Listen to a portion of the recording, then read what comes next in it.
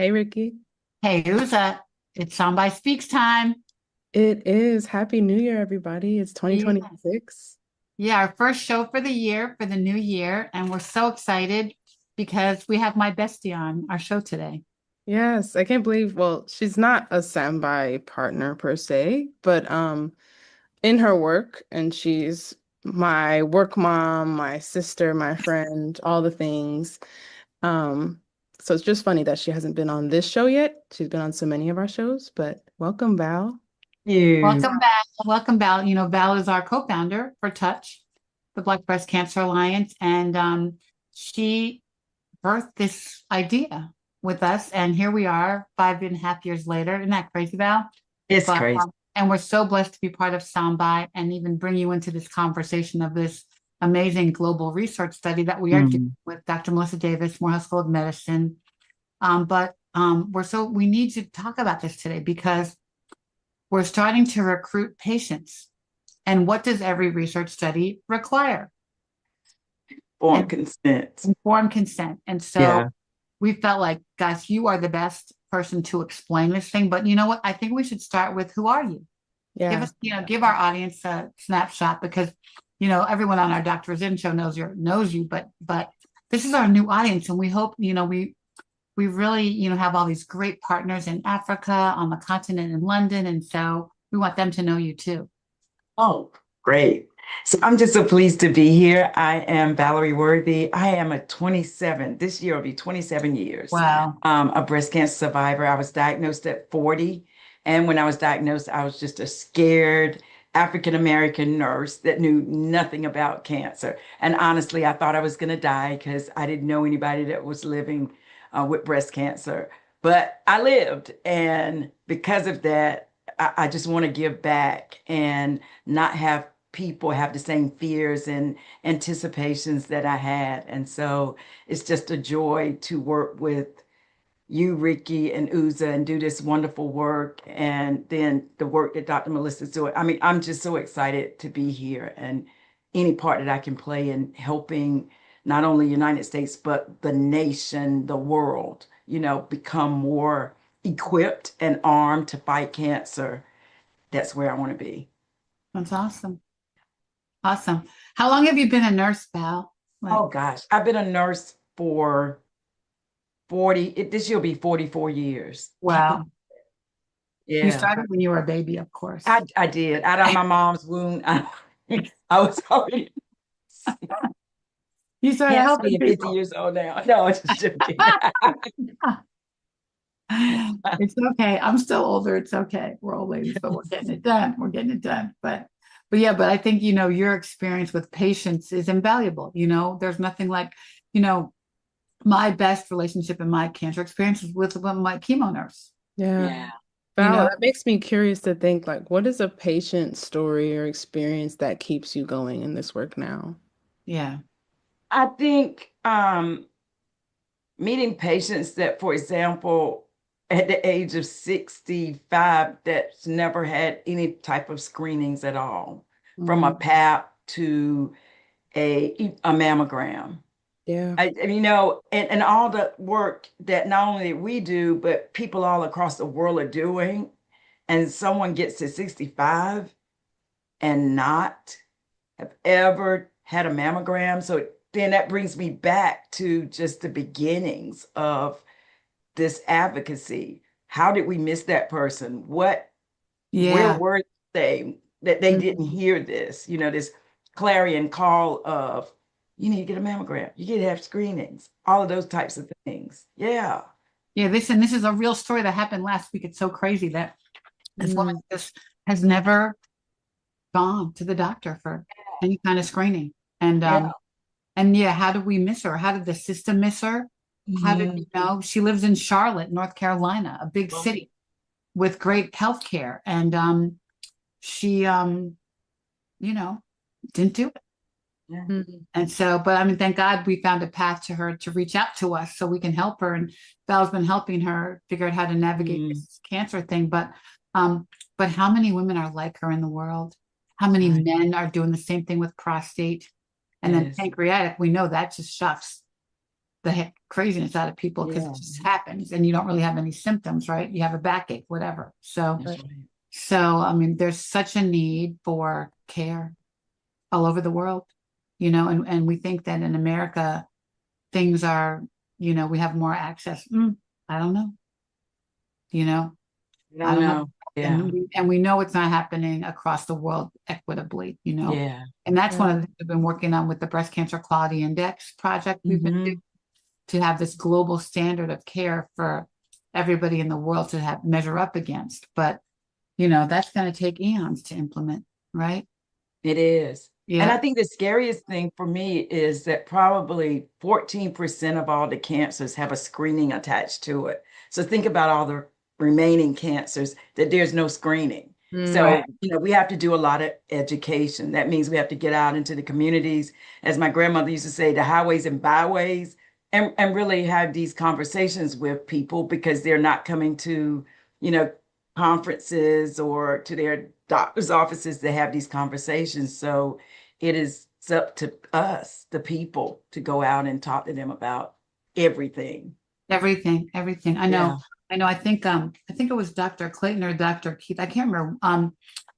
Somebody in the prostate cancer field that we work with basically was saying how, once the man leaves college or leaves their mother, they don't go to the doctor because they don't have to, right? So all through childhood, their mother's taking them to the pediatrician. Then they leave home either to go to college. If they go to college and play a sport, then they're with the doctor. But if they don't, and then once they graduate from college, they don't go to a doctor for nothing. Right.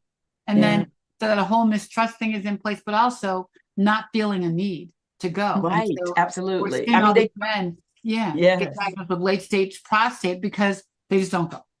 Right. yeah. And honestly, as I hear you talking, Ricky, it's almost as if men treat themselves like they do a car. If they don't hear a sound or noise, I mean, Right, right, squeaking, right, they don't get the attention. right, And right. and women are like maintenance type Right, get the beings. And oil. We so, get the oil change.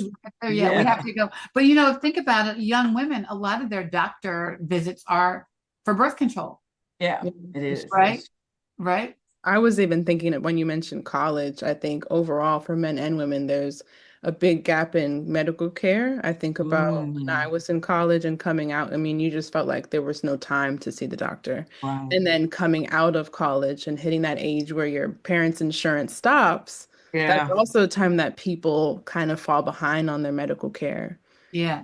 Yeah. Because I you remember feel when healthy and everything's okay. And everything's Yep. so, okay until you have a yeah, problem, and then probably a woman goes because she gets pregnant, right? And then right. it takes her Yeah. back Exactly. to the system, right? But maybe some women don't even touch that. Right. Mhm. Um, but yeah, it's crazy to how the health system even works. Yeah. And then we see that happening in, what's going on in Ghana and Nigeria and Kenya, where, they have a lot of, I mean, a few of those countries have like healthcare available, but still Mhm.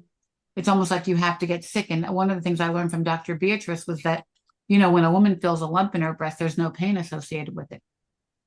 And Yeah. so they say, oh, it's not a big deal. I have no pain. And then by the time there's pain, oh my God, they're metastatic. It's all through their Yeah. bodies. And now they're stage 4. So Right. what does that even look like? Do you know that, what that little thing means, or what the signals are for when you Hmm. go get Hmm. care? Pretty scary. Scary. But all of us are gonna die from something, Yeah. but it shouldn't be cancer. It shouldn't be cancer. It shouldn't be breast cancer. It shouldn't be prostate cancer. And it shouldn't be pancreatic cancer. I mean, that's a tough one, but Right. I mean, we should all be able to live our best lives because we are getting the care we need and deserve. Yeah. And because we're informed, And we're we born. know. Yeah. Exactly. And that's what I was going to say is I think we say this in every episode in some way that Sambai, this study is going to help us be more informed and take care of ourselves better than we ever have before, hopefully. Yeah, And, yeah, for generations to come. yeah. Mhm. Yeah. It And hopefully is. people will take away from this not only the immediate research that we're doing, but we'll put some standards in place. Mm. Ultimately, I think our sort of year 5 of the 5-year project, we're going to start year 3 in a couple of months, but it's to set policy. Yeah. And that's where maybe this Great. breast cancer quality index Yeah. can play a role. But how should governments be thinking about Yeah. these cancers differently to get people screened? I think even we had a conversation even with Dr. Keith, who's about how a lot of times doctors don't want to even screen for prostate cancer because they don't have an appropriate treatment. Right. But like, what? Like, how does that work? Right? How does Mhm. that work? It's crazy. It's Yeah. it's But crazy. let's get into informed consent. Yeah. Val, so you have experience with that. Obviously, our standby study is going to look a bit different for patients, but how would you or how have you explained informed consent to your patients? I remember years ago when I was a part of a community organization and their focus was clinical trials. And one of the things that they talked about was the informed consent. And I remember someone saying, and I thought this was so cute, but it was really true, that an informed consent is like a bikini. You need it to be short enough to be interesting and long enough to cover cover the subject, if you know what I mean. I love that. Damn it. That's Yeah. great. That's great. So, Yeah, because I've seen these like they give you like a book. Yeah, yes. Read yeah. all this and sign it today in the next 5 minutes to get into a clinical trial. And how you can't even read. And actually, it starts like the first page is kind of like those drug commercials where they talk about, oh, we're going to cure your diabetes, whatever. But then you're going to die. You're going to get your head's going to fall off. Your whatever, your body's going to collapse. All the side effects are like, 50 of the So 60 scary. seconds. Yeah, like you Yeah, can't get there. But I've seen and people they turn away. They they go. do because it's so Oh, frightening. Like just overwhelming. the Yeah. Yeah. big words. But when you think about it, informed consent, it really is the paper that gives the person that's considering the trial or the study, it gives them the full understanding of what is being offered before they agree to do it. And it's just not just signing a paper, and it is a conversation. And that's Yeah. sometimes what we don't always see. We see the person on the other side explaining everything. And I've been in rooms where you just see someone nodding their heads. So are they really informed? And if you leave that room and you cannot explain to your family, which you'll have to defend your decision in some cases. If you can't do that, then you're not an informed person. And then Yeah. you sign something that you really don't fully know and you can't fully defend. And so I ask my patients to ask questions, which is difficult because they feel somewhat intimidated.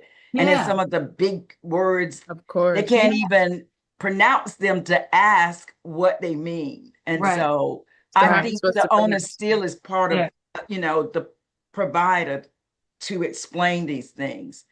And I almost explain it as if you're talking to someone with a sixth grade level or less understanding. I say, talk to me like I'm a 5-year-old. Yeah, Break it down for me. Break it down. But it really, the intention of it is to protect the patient, right. to make them understand what they're up Yeah, against, what they're engaging in. But it's so like overwhelming and yeah. And burdensome. like you said, Ricky, it should protect their body, it should protect their health, and it should protect your voice. This is what Right. you say you want, you need, and you should know when you leave there are several take-home messages that you should have when you Yeah. leave there. And it Yeah. shouldn't Right. be any question. You should know what the study is about. I mean, how could you sign something and say, well, what is this really about? Because again, people think they're taking a sugar pill. Is that what you just got from all of the Right. pages of Right. information? And what's going to happen to them? I'm on this study. What's going to happen? What are the risks that are associated to it? Are there benefits to me? Or what is the benefit for me even taking it? Are there other options? So when I'm taking this, is there an option that's better, or are you testing, is this better than the standard? And for a lot of people, how much is it going to cost? Mhm. Healthcare is expensive. So if this is going to be added cost, it's going to be extra travel time, or does it mean I have to stay in a hotel? Then that's added cost Yeah. that the That becomes a patient shouldn't barrier. have. Right, Right. absolutely. Right. And Right. then people are very, very concerned about, how's my privacy protected? Mm, Like, are you going to take this and say, well, Valarie did this when she was on this study, or this? People really wanted to know because there's so many things now that's really trying to fringe on our privacy, that people are really concerned about that. Yeah. And And I so, know people are concerned about their privacy too, because it could affect their jobs. Like yes, if the world knows I have this cancer, right. Or am I this going to be able to, gene, right, or you this know. gene, right, right, So then, maybe your employer would say, well, that gene means you might get cancer at some point. And so then look at all the mhm, money that we may have to dish out, or your insurance companies. I mean, things are so right, crazy these days. Mm. So all of those things, you want to, as a patient, you want to ask these questions, because I don't care whether it's a trial or not, you're not doing this alone. So you're not always driving yourself to these right, treatments. right, And, when right, you have to negotiate between paying the cost of travel or paying a bill, a household bill, how do you maneuver that? That's why it is a family conversation. And that's yeah, why you have to be armed with the words to say to your family so that you can defend your decision. And oftentimes, patients go home and they say, "Oh, I've decided to be on this trial." And then they get bombarded with all the questions.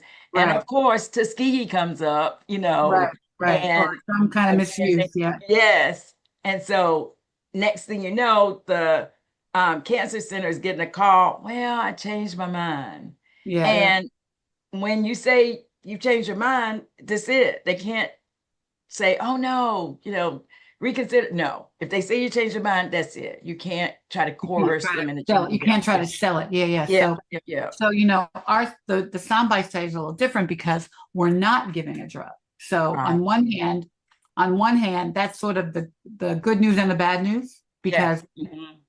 we need to take your blood. Can we have a little piece, a little blood from your draw that you're probably getting anyway because you just got diagnosed with cancer. Right. But we're not going to be able to give you something for that cancer. Right. This is a long-term biological study. So Mhm. we don't know what that's going to look like in a few Right. years. You know what I mean? Hopefully we're going to make some incredible Mhm. findings, which are starting to happen now as we look at Mhm. what we're doing.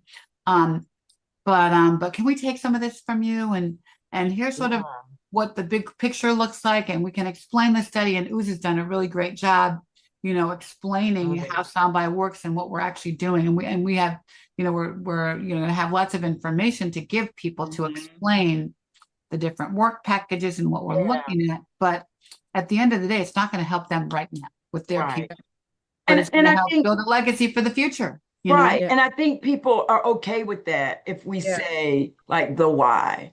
Yeah. This Yeah. is this is why they need this. And we oftentimes talk about the when we try video when I say for your children and your Your children's children. children show, and you This make is the people cry, why. and you make It people gets me cry. it gets me every time I have Yeah. children. But it is, that's a good answer. It's for your children and for your children's children. Yeah. It is. Because And that's what this is about. That's what this is about. yeah, It's it about is for your really. children that when no one has ever done a disparity study like what we're doing. No one. Yeah. It doesn't No. exist. And so Melissa's brainiac, Uh-huh. brilliance, has basically saying what happens if, and we have all these brilliant scientists who have Mm-hmm. researched before, like what happens if you look at the genetics? What happens Mm-hmm. if you look at the social determinants of health? What happens differently if you look at the exposomics, the environment, if Mm-hmm. or Flint, Michigan, right? What happens if you look at the genomics, the science of the cell? But no one's put all these pieces together. And that's Right. what the outcome of the study is going to be, is like take all these factors that are impacting cancer disparities. And what if we build this big picture? I feel like, I would say to the team, take a step up the ladder. Like, Yes. so take a step up the ladder. We're climbing that ladder to see Mhm. what does this big picture landscape look like Mhm. when you put all these things together and see what happens with these Yes. cases, you know? And it does really help explain the why. So one thing and I've never been on a clinical trial, but I have taken medicine, and we all have, as a result of a clinical trial. Yeah. So when I took a medication and my tongue turned dark, I went to my oncologist and I said, "What is happening here? Is this a result of the cancer or what?" And he said, "No, it's not the cancer coming back." He said there were not enough African American women In that on study. this trial. And Mm. so if there had been representative numbers, I could have said, well, this happens to African American women because of XYZ. And so this study, what you guys are doing, will help inform Right, our oncologists, and they can right, right, answer the why. right, No, right, and right. that means a lot to those of us that have gone through it and are yet to go through it. Now we have a why, as opposed to 25 years ago, all the oncologists say, well, I don't exactly know, but I know it wasn't enough representative minorities in this trial. So Yeah, it means so much, yeah, to so many to be a part of yeah, this. And I think for people, and having been a home health nurse where I would go out to homes and draw blood, people hate needles. So I think that right, we'll right, have to right, talk about, you know, yeah, there's a needle involved, but it doesn't have to be a really big one, right, and we only want a certain amount of right, right, blood and right, a little bit of all blood. those little things that help kind of, hopefully dissipate some of the fear. Yeah, It's something about a needle that people are really, I don't mind, giving somebody a shot of draw blood. I hate, getting blood drawn. And right. I don't We even all. look at it myself, I but know. I just turn my head. yeah, I put my headphones on and turn my head. But you know what though? The thing is, the patients that we're recruiting, and if you are interested in doing this with us, are just our newly diagnosed cancer great. patients. So Yeah. they're going to take your blood anyway. Yeah. They're going to Yeah. take a lot of it. They're going to be taking it every week. You better get with the program. I have like one Yeah. thing that works. And if you have breast cancer, if you have lymph nodes, you got to have it out of one arm. And That's right. they're going to take the blood anyway. So just Yeah. give us a little bit, and let's change the world with your little, Yes. right? It Is how we're literally looking would at it. change the world. Yeah. And Yeah. Absolutely. then to be able to tell your family and friends how you played a pivotal part in Right. helping In science. science, in Yeah. science, in science, Yeah. it's our tagline. We are the science we've been waiting for. Yeah. And let this team of amazing Black woman led and survivor led Hmm. patient advocacy group change the world and talk about how we are changing science. It's going to be Yeah. amazing when we sort of, and it's a 5-year study. It's probably going to be longer than that, but I think that we're doing something that's iconic. My Yeah. word iconic, it's up there, right? Do iconic Yeah. that will go down in history It as will. through a breakthrough study that really broke through some barriers of how we think about cancer in Black people across the world. And just to bring all of us together, from different continents to Oh, Yeah, yeah. fight this just amazing. yeah, yeah. I Yeah. know we're making such great friends. We Oh, have we have such great friends. Uz and I are like in love with, our Kenya friends, our Ghana friends, and now we're about to go to Nigeria. But even our Nigerian friends that we have on Zoom, we can't wait to meet them in person because Yeah. And I think that when we think about cancer and this whole fight, a positive way of thinking about it is that this wasn't meant to destroy us really, but to bring us together. yeah, And what other way would we really have come together but for a cancer? yeah, Unfortunately, it takes something like this, but I don't really believe that this was meant to destroy us or to take us out, but to bring us together and then make us stronger because the coming together will help us, to fight together. we're yeah, together. Yeah. yeah, We're together. Yeah, Absolutely. yeah, because together we win. And that's what you guys are exemplifying every time you get together with people from all over the world. And yeah. that's like, could you imagine this when you guys were in high school that you'd be doing like this great work? It just blows I my mind. can't even imagine from 3 years ago or 5 years ago we started Right. touching. That one day Melissa, who's been with me really since I was questioning triple negative in Black women, from that first study that Yeah. came out like in 2017, saying, gosh, Melissa, what's going on with Black people? And she was really one of the few people that would like hear me and listen and engage at that point. Because when I first started about Black breast cancer, we're like, you know what you're talking about.